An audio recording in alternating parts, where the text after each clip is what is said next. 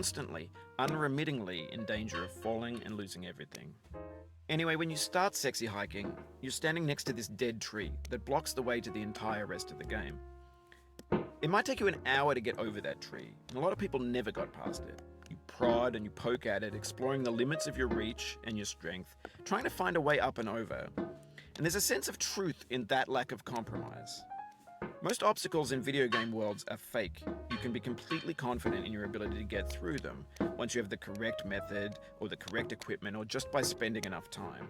In that sense, every pixelated obstacle in sexy hiking is real. The obstacles in sexy hiking are unyielding, and that makes the game uniquely frustrating. But I'm not sure Jazzuo intended to make a frustrating game. The frustration is just essential to the act of climbing, and it's authentic to the process of building a game about climbing. A funny thing happened to me as I was building this mountain. I'd have an idea for a new obstacle, and I'd build it, test it, and it would usually turn out to be unreasonably hard. But I couldn't bring myself to make it easier. It already felt like my inability to get past the new obstacle was my fault as a player rather than as a builder.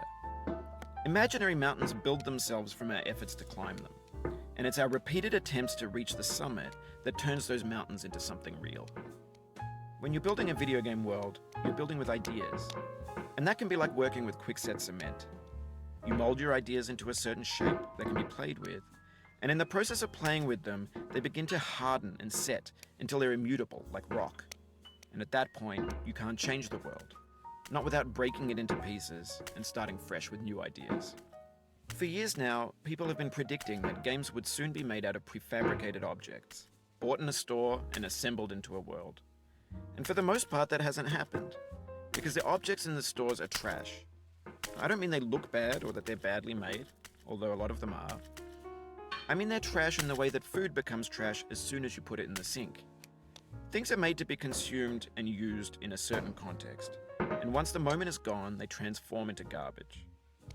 In the context of technology, those moments pass by in seconds. Over time, we've poured more and more refuse into this vast digital landfill that we call the internet. It now vastly outnumbers and outweighs the things that are fresh and untainted and unused. When everything around us is cultural trash, trash becomes the new medium, the lingua franca of the digital age. And you can build culture out of trash. But only trash culture. B games, B movies, B music.